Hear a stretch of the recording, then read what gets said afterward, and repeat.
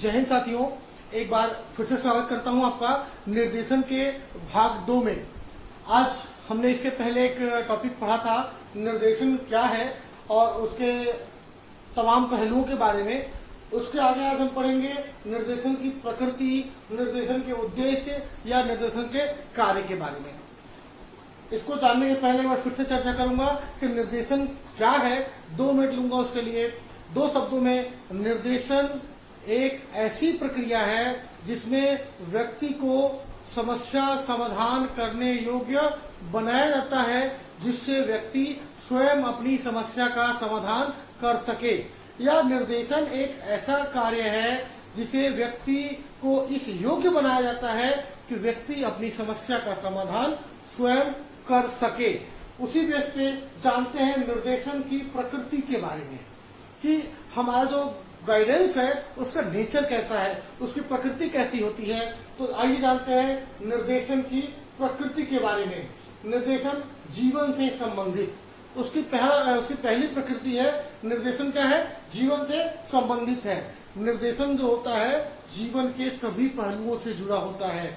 आपके जीवन में जितनी भी समस्या, जितनी भी कठिनाई, जितनी भी बाधाएं जीवन में आ रही हैं, वो सब निर्देशन के माध्यम से दूर किया जा सकता है। कहा जाता है कि अपनी समस्या का समाधान स्वयं आपके पास है। दूसरे केवल सुझाव दे सकते हैं, पर उस समस्या का समाधान आपको स्वयं करना है। इसलिए निर्देशन जीवन के हर पहलू से संबंधित है। आपको जीवन के हर पड़ाव पर निर्देशन की आवश्यकता पड़ती है। उस निर्देशन के माध्यम से आप तमाम समस्याओं का समाधान स्वयं अपने हिसाब से, अपने स्तर से करते हैं। आगे देखते हैं अविरल प्रक्रिया। निर्देशन जो है अविरल प्रक्रिया है। अभी कुछ देर पहले मैंने चर्चा किया कि निर्देशन हर समय हर जगह काम आने वाली बात है या काम आने वाली चीज है। इसका निर्देशन की आवश्यकता व्यक्ति को जीवन के हर स्तर पे चाहे प्राथमिक स्तर हो, माध्यमिक स्तर हो या फिर उच्चतर माध्यमिक स्तर हो, हर स्तर पे बालक को निर्देशन की आवश्यकता पड़ती है। इसलिए निर्देशन को एक अविरल प्रक्रिया कहा गया है। मतलब इसका जीवन के हर पड़ाव में निर्देशन की आपको आवश्यकता पड़ती है। इसलिए इसकी प्रकृति क्या है? अविरल प्रक्रिया की प्रवृत्ति है। ये हर समय काम आती है, हर समय इसकी आवश्यकता पड़ती है। इसलिए निर्देशन एक अविरल प्रक्रिया है। आगे देखते हैं, तीसरा पॉइंट है निर्देशन की प्रक्रिया में, प्रकृति में, कि व्यक्तिगत सहायता। निर्देशन जो है वो आपकी व्यक्तिगत सहायता करता है। क्यों? क्योंकि अगर सामूहिक रूप से भी हम निर्देशन देते हैं तो हर व्यक्ति के लिए वो अलग अलग रूप से अप्लाई होता है। हम सभी व्यक्तियों को एक ही सलाह देते हैं कि छात्रों सुबह उठ के समय से पढ़ना चाहिए। ये निर्देशन हमें सामूहिक रूप से दे दिया, लेकिन वो फाइनली व्यक्तिगत रूप से सहायता कहलाता है, क्योंकि हमने तो एक सुझाव दिया, हमने एक निर्देशन दिया। क्योंकि निर्देशन क्या है? एकमात्र सुझाव है। उस सुझाव को मानना न मानना उस विद्यार्थी की बात है। उसमें से तमाम विद्यार्थी को हमने अगर सुझाव दिया कि सभी को प्रातःकालीन उठ के पढ़ाई करना होता है, लेकिन उसमें से कुछ छात्र व्यक्तिगत रूप से अपने ऊपर अप्लाई करते हैं और सुबह उठ के पढ़ाई करते हैं, उनके ऊपर वो व्यक्तिगत सहायता के रूप में लागू होता है। इसलिए निर्देशन एक व्यक्तिगत सहायता है। हर व्यक्ति के ऊपर अलग अलग प्रकार से निर्देशन कार्य करता है। हम एक मीटिंग हॉल में बैठे हुए तमाम लोगों को एक साथ निर्देशित करते हैं, एक साथ मोटिवेट करते हैं, लेकिन क्या सभी लोग सफल हो पाते हैं? शायद नहीं। उसमें से कुछ ही लोग, तकरीबन 20 से 25%, 30% लोग ही उस सफलता को प्राप्त करते हैं। उस निर्देशन के रास्ते पर चल के अपनी समस्याओं का समाधान ढूंढ के आगे बढ़ते हैं। बाकी लोग बातों को सुनते हैं और सुन के उसको निकाल देते हैं, एक कान से ढूंढ के दूसरे कान से निकाल देते हैं। आइए देखते हैं संपूर्ण व्यक्तित्व से संबंधित जो निर्देशन की प्रकृति, जो नेचर है, वो मानव के होल पर्सनालिटी से रिलेटेड होता है। मानव का जो व्यक्तित्व है वो व्यक्तित्व समय समय पर परिवर्तित होते जाता है। माना कि अगर कोई बच्चा बचपन में या बाल्यावस्था में बड़े ही शर्मीले स्वभाव का था, या कहे कि अंतर्मुखी था। आपने व्यक्तित्व में पढ़ा होगा अंतर्मुखी, बहिर्मुखी और उभयमुखी।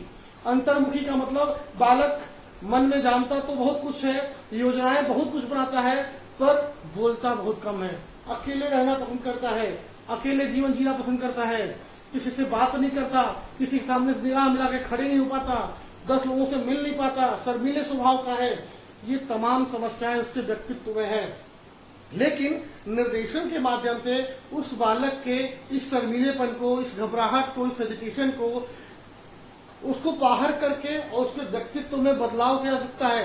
बच्चा जो बहुत शर्मीले स्वभाव का था, निर्देशन के माध्यम से उसके अंदर की शक्तियों को बाहर निकाला गया, उसके अंदर के पावर्टी और ढेर सारी योग्यताओं को बाहर निकाल के उसको विकसित किया गया और बच्चे ने खुद अपनी योग्यताएं विकसित की। उसे बस आवश्यकता थी एक सही निर्देशन की। एक सही निर्देशन मिला तो क्या हुआ, बच्चे के व्यक्तित्व का अच्छा निर्माण हुआ, बच्चा एक अच्छे व्यक्तित्व का धनी व्यक्ति बन गया और आगे चल के उसका व्यक्तित्व बड़ा ही उत्तम ढंग से चल रहा है।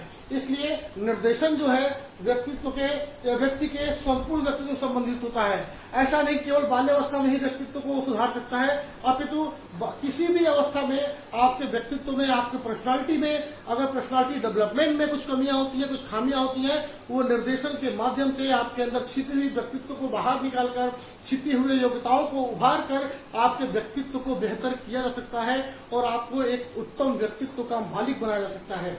आइए देखते हैं व्यापक क्षेत्र और प्रकृति। जो निर्देशन की प्रकृति है उसका क्षेत्र बहुत ही व्यापक है। उसकी जो प्रकृति है, उसका जो एरिया है वो बहुत व्यापक क्षेत्र है। आगे के कक्षाओं में या आगे के पाठ में मैं इस पर वीडियो बनाऊंगा कि व्यापक क्षेत्र से आशय निर्देशन का कार्य या निर्देशन की प्रकृति जीवन के हर पहलू से हो। जीवन के हर पहलू से निर्देशन जुड़ा हुआ है, चाहे वो शैक्षिक हो। अभी मैंने चर्चा किया कि शैक्षिक परामर्श, शिक्षा के क्षेत्र में जितनी भी समस्याएं आती हैं उसमें अगर हम किसी से परामर्श लेते हैं उसे हम शैक्षिक परामर्श करते हैं। क्या व्यापक क्षेत्र के अंतर्गत शैक्षिक। अब मैं बात करूं दूसरा क्षेत्र व्यवसायिक। व्यक्ति के जीवन में व्यवसाय चुनाव के समय विभिन्न प्रकार की समस्या आती है। ऐसे में उस समय निर्देशन अच्छे, उसकी प्रकृति होती है कि व्यक्ति को उसके योग्य या उसके रुचि के आधार पर उसके व्यवसाय का चुनाव करके उसे एक अच्छे व्यवसाय का मालिक बनाए। आगे बात करते हैं उसके क्षेत्र में। और भी कई क्षेत्र हैं, मनोवैज्ञानिक क्षेत्र, पारिवारिक क्षेत्र, सामाजिक क्षेत्र, राजनीतिक क्षेत्र। इसलिए कहा जाता है कि उसका जो प्रकृति है निर्देशन की, उसका बहुत व्यापक प्रकृति है, बहुत बड़े, उसका नेचर बहुत, उसका दायरा बहुत बड़ा है उसका। आगे बात करते हैं स्व निर्देशन एवं समायोजन में सहायक। एक अच्छा नेचर निकल के आ रहा है निर्देशन का, उसकी प्रकृति के अंतर्गत कि स्व निर्देशन एवं समायोजन, सेल्फ गाइडेंस। हम क्या करते हैं, कई बार किसी समस्या को लेकर अपने आप से जूझ रहे होते हैं। कुछ ऐसी व्यक्तिगत समस्याएं होती हैं जिसको ना हम छिपा सकते हैं और न ही बता सकते हैं। आप भी जानते हैं, हम भी समझ सकते हैं। आपके, हमारे, हम सबके जीवन में ऐसी तमाम समस्याएं हैं जिसको हम छिपा भी नहीं सकते और बता भी नहीं सकते। ऐसे समय में निर्देशन का नेचर या प्रकृति ऐसी है कि हम अपने आप को सेल्फ गाइडेंस लेते हैं, अपने अंतरात्मा से पूछते हैं कि क्या ये करना सही है या नहीं, उचित है या अनुचित, और उस निर्णय के आधार पे अपने आप को उस माहौल में समायोजित करते हैं, एडजस्ट करते हैं। समायोजन का मतलब एडजस्टमेंट से है कि निर्देशन की प्रकृति क्या करती है, आपको स्व निर्देशन करने पे मजबूर करती है। अगर आप कुछ ऐसी बातें हैं जो लोगों को बता नहीं पा रहे हैं, ऐसी स्थिति में आपके अंदर आत्मद्वंद चलता है, जिसको हम कहते हैं सामान्य भाषा में दिल और दिमाग में संघर्ष चलता है, और आप स्व निर्देशित होके, सेल्फ गाइडेंस होके अपने उस माहौल में एडजस्ट करते हैं, अपने आप को उस माहौल में समायोजन में सहायता प्रदान करती है। आगे देखते हैं संपूर्ण क्षमताओं का विकास। निर्देशन की प्रकृति में एक बेहतर बात और निकल के आ रही है कि संपूर्ण क्षमताओं का विकास। एक व्यक्ति के अंदर जितनी भी क्षमताएं हैं, जितनी भी योग्यताएं हैं, जितनी भी एबिलिटीज हैं, उनका विकास करती है, निर्देशन का विकास करता है। निर्देशन के माध्यम से हम व्यक्ति के अंदर छिपी हुई बातों को बाहर निकालते हैं। आपने इसके पहले वाले पार्ट में परिभाषा में सुना होगा कि निर्देशन क्या है, वो व्यक्ति के अंदर छिपी हुई शक्तियों को, उसकी छिपी हुई भावनाओं को, उसके अंदर छिपी हुई रुचियों को, उसके अंदर छिपी हुई क्षमताओं को, योग्यताओं को बाहर निकालने की कला है।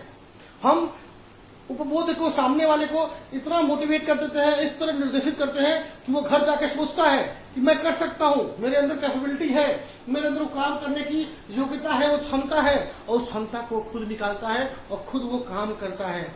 इसलिए कहा गया है कि निर्देशन कोई सहायता नहीं बल्कि सहायता से बढ़कर है। निर्देशन में व्यक्ति का समस्या समाधान नहीं किया जाता, अपितु समस्या समाधान करने योग्य बनाया जाता है, जिससे वो स्वयं अपना निर्णय ले सके। आगे देखते हैं भविष्य की तैयारी में सहायक। जब बालक अपनी क्षमताओं को जान जाएगा, अपनी रुचियों को, अपनी योग्यताओं को समझ जाएगा, तो अपने भले बुरे के बारे में वो निर्णय लेने शुरू कर देगा और अपनी भविष्य की तैयारी में लग जाएगा कि मैं कौन सा काम करूं, भविष्य की तैयारी कैसे करूं, और भविष्य की तैयारी में जो भी मार्ग में बाधाएं आएंगी उसमें सही निर्णय लेते हुए आगे बढ़ेगा और भविष्य की तैयारी में निर्देशन इस तरह की सहायता प्रदान करेगा। अगर निर्देशन की अगली प्रकृति के बारे में बात करूं तो निर्देशन की जो प्रकृति है वो लचीलापन प्रवृत्ति, जिसका नेचर जो है वो फ्लेक्सिबल है। हम बच्चे को ढेर सारा निर्देशन देते हैं, एक समस्या के समाधान के लिए ढेर सारे उपाय सुझाते हैं। अब बच्चे की च्वाइस है तो ढेर सारे तमाम च्वाइसेस में वो किस चीज को चुनता है। वो इसको न चुन के इसको भी चुन सकता है, इसको न चुन के इसको भी चुन सकता है। एक समस्या के कई तरह से समाधान किए जा सकते हैं। वो बच्चे के ऊपर डिपेंड करता है या उस व्यक्ति के ऊपर डिपेंड करता है कि वो किस प्रकार से अपनी समस्या का समाधान, किस समाधान के माध्यम से अपनी समस्या को हल करता है। इसलिए ये लचीलापन है, फ्लेक्सिबल है, जो मर्जी वो तरीके से अपनी समस्या का आप समाधान कर सकते हैं, इसलिए इसको फ्लेक्सिबल कहा जाता है। इसकी प्रकृति को लचीलापन कहा जाता है। परिवर्तनशीलता, तो निर्देशन की जो प्रकृति है वो परिवर्तनशील है। आपको एक बार, दो बार, तीन बार, 5 बार निर्देशन दिया गया, आपने अपने अंतरात्मा को झकझोरा, उठाया, जगाया, और फिर भी अगर आप मोटिवेट नहीं हुए, आपके अंदर से वो आवाज नहीं आई, आपके अंदर क्षमताओं का विकास नहीं हुआ, पुनः दूसरी बार प्रयास कर सकते हैं किसी दूसरे विधि से, किसी दूसरे तरीके से, क्योंकि ये क्या है, परिवर्तनशील है। एक समस्या के विभिन्न समाधान हो सकते हैं, क्योंकि ये क्या है, परिवर्तनशील है, फ्लेक्सिबल है। आप कई तरह से विभिन्न तरीकों को आजमा के अपने जीवन में आने वाली समस्याओं से संघर्ष कर सकते हैं, उस समस्या से बाहर निकल सकते हैं और स्वयं अपनी समस्या का समाधान कर सकते हैं। ये था निर्देशन की प्रकृति। इसके अलावा अन्य भी ढेर सारे बिंदु बन सकते हैं जिसपे चर्चा की जा सकती थी, लेकिन कम समय में हमने ये 10 पॉइंट लिखे हैं। इसके अलावा अगर आपके दिमाग में और कोई भी बातें हैं और कोई नेचर के बारे में हो तो मुझे कमेंट करके जरूर बताएंगे। आइए जानते हैं इसके बाद कि निर्देशन के उद्देश्य या निर्देशन के कार्य। जो हमारा उद्देश्य निर्देशन का है लगभग मिलता जुलता टॉपिक निर्देशन के कार्य से संबंधित है, इसलिए मैंने निर्देशन के उद्देश्य या कार्य को एक साथ शामिल किया है। तो जो उसका उद्देश्य है उसी से मिलता जुलता निर्देशन के कार्य भी होते हैं। तो अगर आपके एग्जाम में निर्देशन के उद्देश्य पूछे तो भी लगभग सिमिलर पॉइंट आएंगे, और कार्य पूछता है तो आप लैंग्वेज चेंज करके पॉइंट को सिमिलर लिख सकते हैं, इसी समान पॉइंट को इसी का आप उल्लेख कर सकते हैं। तो आइए जानते हैं निर्देशन का उद्देश्य या कार्य। निर्देशन का पहला उद्देश्य होता है स्वज्ञान व विवेक को जागृत करना। मैं बार बार हर बार यही कहते आ रहा हूं कि निर्देशन का तात्पर्य किसी को व्यक्तिगत सहायता नहीं है, पर इस तरह का प्रक्रिया है कि व्यक्ति अपनी सहायता स्वयं कर सके और स्वयं अपने स्वज्ञान और विवेक को जागृत कर सके, और जागृत करके अपने विवेक से अपने निर्णय ले सके। अपने निर्णय के बाद वो अपने भविष्य की तैयारी कर सके, अपने बारे में सोच सके और अपनी क्षमताओं का विस्तार कर सके। बात करें निर्देशन के दूसरे कार्य या उद्देश्य के बारे में, तो निर्देशन का दूसरा मुख्य उद्देश्य होता है विकास में सहायता प्रदान करना। इसका मुख्य उद्देश्य विकास में सहायता प्रदान करना। निर्देशन सदैव तत्पर रहता है कि व्यक्ति के विकास में सहायता कर सके, व्यक्ति के विकास में व्यक्ति को इस काबिल बना दे कि व्यक्ति अपनी सहायता स्वयं करे, अपने विकास के युक्तियों को खुद सोचे और अपने विकास में जुट जाए।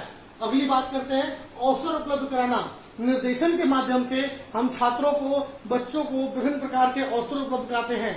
अभी आप आगे देखेंगे कि व्यवसायिक निर्देशन में के माध्यम से हम बच्चों को विभिन्न प्रकार के व्यवसाय के बारे में अवगत कराते हैं, विभिन्न विकल्पों के बारे में बताते हैं कि आप कौन कौन से व्यवसाय कर सकते हैं, और उन विकल्पों के माध्यम से बच्चों को व्यवसाय के अवसर उपलब्ध कराते हैं, ताकि बच्चा उन विभिन्न व्यवसायों में से अपने रुचि के हिसाब से, अपने अभियोग्यता के हिसाब से, अपने क्षमता के हिसाब से किसी एक व्यवसाय का चुनाव करके अपना जीवन यापन कर सके। इसलिए कहा गया है कि उसका मुख्य कार्य, मुख्य उद्देश्य अवसर उपलब्ध कराना है निर्देशन का मुख्य उद्देश्य। आगे चर्चा करते हैं समायोजित व्यक्तित्व का निर्माण करना। एक उत्तम व्यक्तित्व के निर्माण के लिए निर्देशन बहुत ही बेहतर है, बहुत ही जरूरी है। समायोजित मतलब एक एडजस्टिव पर्सनालिटी, एक ऐसा व्यक्तित्व जो हर परिस्थिति में अपने आप को ढाल सके। आपने अक्सर लोगों को देखा होगा, कुछ लोग इतने अच्छे हंसमुख होते हैं कि बड़े के साथ मिलते हैं तो बड़े जैसे बातें करते हैं, बुजुर्गों के साथ मिलकर बुजुर्गों जैसे बातचीत करते हैं और बच्चों के साथ बच्चा बन जाते हैं। ठीक ऐसे ही प्रकार की सामाजिक व्यक्तित्व का निर्माण करना मुख्य उद्देश्य है, मुख्य कार्य है निर्देशन का। क्योंकि वो निर्देशन इसलिए आवश्यक है कि आप जिस परिस्थिति में, जिस समय या जिस वातावरण माहौल में रहे, उस वातावरण माहौल के अनुसार अपने आप को ढाल कर अपना विकास करें। ऐसा नहीं कि हमारा माहौल बिगड़ा तो हमारा नेचर बदल जाए, हमारी प्रवृत्ति बदल जाए, हम उनसे लड़ाई करें, बिल्कुल नहीं। आप भारत के या अपने देश या कहीं भी अपने परिवार के विभिन्न प्रकार के वातावरण में अपने आप को समायोजित कर सके, ऐसे व्यक्तित्व का निर्माण करना ही निर्देशन का मुख्य उद्देश्य है। आगे चर्चा करते हैं उत्तम नागरिक का निर्माण करना। निर्देशन का एक महत्वपूर्ण उद्देश्य और कार्य क्या है? उत्तम नागरिक का निर्माण करना। निर्देशन के माध्यम से आपकी शक्तियां, क्षमताओं और योग्यताओं को इस तरह विकसित किया जाता है कि आप एक उत्तम नागरिक बनकर अपने परिवार और अपने समाज का तथा समाज के साथ साथ अपने पूरे राष्ट्र का कल्याण करते हैं और एक उत्तम व्यक्तित्व के व्यक्ति बन जाते हैं, उत्तम नागरिक बन जाते हैं। आगे चर्चा करेंगे सक्षम व्यक्ति का निर्माण करना। सक्षम व्यक्ति से आशय है कि वो व्यक्ति जो अपने जीवन यापन के लिए हर कार्य करने में सक्षम हो, वो हर परिस्थिति में समायोजित होने में सक्षम हो। अभी मैं समायोजन के ऊपर चर्चा कर रहा था, अब मैं बात कर रहा हूं कि व्यक्ति सक्षम हो, उसके जीवन में जो संघर्ष आए, जो दिक्कतें आए, तकलीफ आए, बीमारियां आए, तमाम तरह की चीजें हैं, झंझट है जीवन में, उससे वो लड़ने के लिए सक्षम हो, अपनी शक्तियों को इतना विकसित कर ले, अपने अंदर की भावनाओं, रुचियों को इतना बेहतर तरीके से एडजस्ट कर ले, वो एक सक्षम व्यक्ति का निर्माण कर सके। एक सक्षम व्यक्ति हो जो हर संघर्ष से, हर तनाव से अपने आप को बाहर निकाल सके। बहुमुखी प्रतिभा का विकास करना, मतलब डायमेंशनल आपको बोल सकते हैं कि आपका दिमाग, आपकी जो प्रतिभाएं हैं वो बहुमुखी प्रतिभा हो। अगर आपको एक व्यवसाय में आपका गुजारा नहीं हो पाता है तो व्यक्ति तुरंत अपना व्यवसाय बदल के बहुमुखी प्रतिभा का धनी, मतलब एक आदमी को मल्टी डायमेंशनल बनाना, ताकि वो हर क्षेत्र में अपना व्यवसायिक, पारिवारिक और शैक्षिक विकास कर सके। छात्र को इस कदर बनाइए, उसको बहुमुखी प्रतिभा का धनी बनाना ही निर्देशन काम है। निर्देशन के माध्यम से छात्रों को मल्टीपर्पज बनाया जाता है, बहुमुखी प्रतिभा सिखाई जाती है कि बेटा अगर तुम इस कार्य में सफल ना हो सके तो ये काम अल्टरनेट के तौर पे रखो, ये काम में सफल जरूर हो जाएंगे। तो व्यक्ति को निर्देशन के माध्यम से बहुमुखी प्रतिभा या बहुमुखी प्रतिभावान बनाया जाता है। आगे देखते हैं आकांक्षाओं का बोध कराना।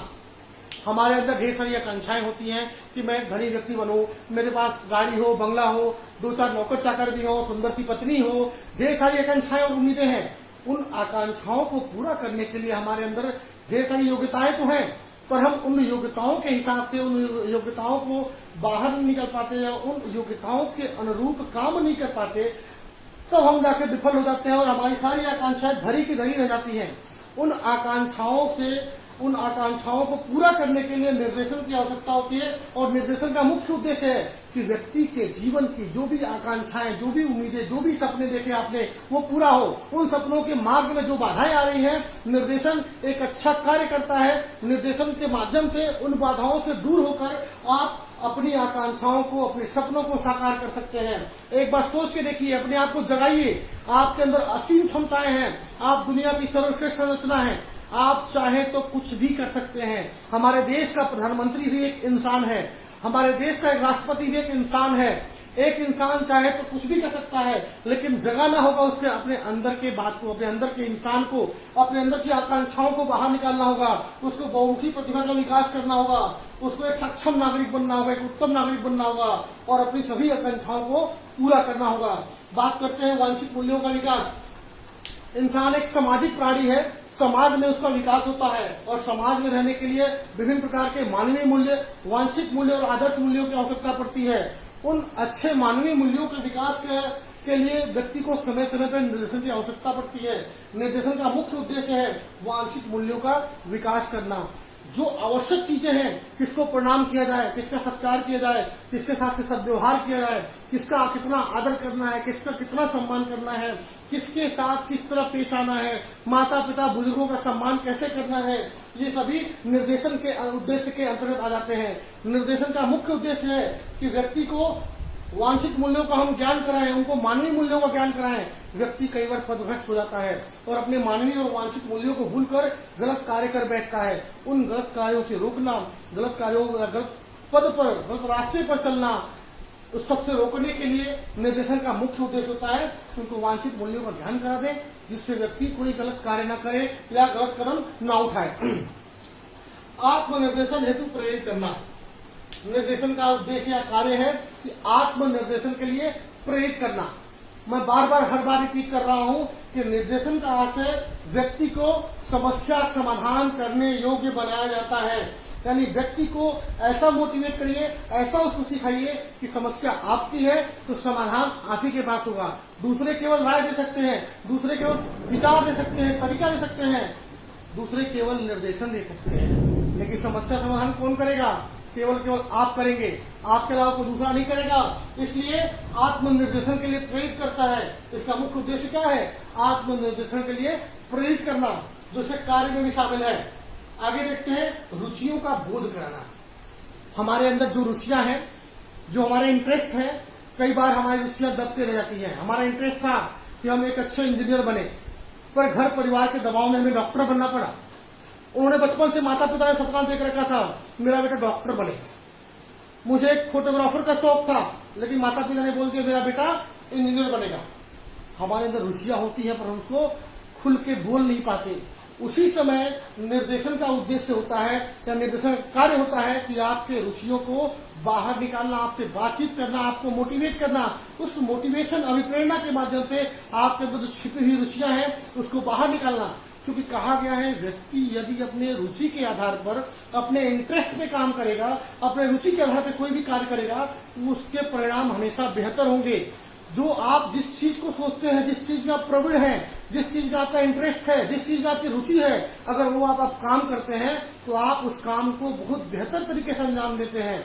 अगर मेरी रुचि एक शिक्षक बनने में है या मैं शिक्षक बनना चाहता हूं, मैं पढ़ाना चाहता हूं और मुझसे आप इंजीनियरिंग का काम कराएंगे, सिविल का काम कराएंगे, जो मेरे रुचि के दायरे के बाहर है, तो शायद उस काम का परिणाम या निष्पादन अच्छे से मैं नहीं कर पाऊंगा जितना मैं एक शिक्षक के रूप में इस काम को कर पाता हूं। इसलिए निर्देशन का मुख्य उद्देश्य होता है आत्मनिर्देशन हेतु प्रेरित देना और रुचियों का बोध कराना। मैं अपने रुचि के बारे में सोच रहा हूं, मेरी रुचियां क्या है, खुद सोचिए और अपने रुचियों को बोध करिए और उन रुचियों के हिसाब से काम करिए तो जीवन में अधिक बेहतर सफल होंगे। अब योग्यताओं से परिचित कराना। मैंने पहले भी चर्चा किया कि मानव के अंदर असीम योग्यताएं हैं। उस असीम योग्यताओं के परिचय के लिए हमें निर्देशन का मुख्य उद्देश्य है कि आपके अंदर जो योग्यताएं हैं, जो रुचियां हैं और जो क्षमताएं हैं, जो आकांक्षाएं हैं, उन सबका विकास करना, उन सबको बाहर निकालना, जिससे आप अपनी समस्या का समाधान स्वयं करने योग्य निर्णय ले सके, अपनी समस्याओं का समाधान कर सके और एक अच्छे व्यक्ति के रूप में एक अच्छा व्यक्तित्व का निर्माण करें तथा अपना विकास, अपने परिवार, समाज और राष्ट्र की उन्नति के लिए एक बेहतर नागरिक के रूप में निकल के बाहर आए। तो आज हमने चर्चा किया निर्देशन की प्रकृति, निर्देशन का उद्देश्य और निर्देशन के कार्य के बारे में। इतना सब मुद्दा पढ़ने के बाद या जानकारी के बाद अगर आपको कोई समस्या या कोई प्रश्न मन में उठ रहा हो, कुछ पूछना चाहते हो, क्योंकि इसमें कई विचार एक ऐसे हैं कि सब कुछ एक जैसे दिखते हैं। आपको लगेगा कि प्रकृति में वही बात आ रही है, कार्य में वही बात आ रहा है, उद्देश्य में वही बात आ रहा है, किसका किसमें मिक्स हो गया है। तो आप अगर ऐसी बातों से चिंतित हैं या आपके मन में कोई प्रश्न आता है तो आप मुझे कमेंट कर सकते हैं या मेरे व्हाट्सएप नंबर पे व्हाट्सएप कर सकते हैं। मेरा व्हाट्सएप नंबर होगा 9669344871।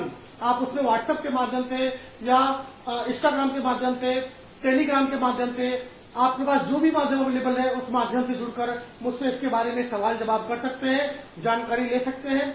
इसी प्रकार अच्छी जानकारियों के लिए बने रहिए हमारे साथ।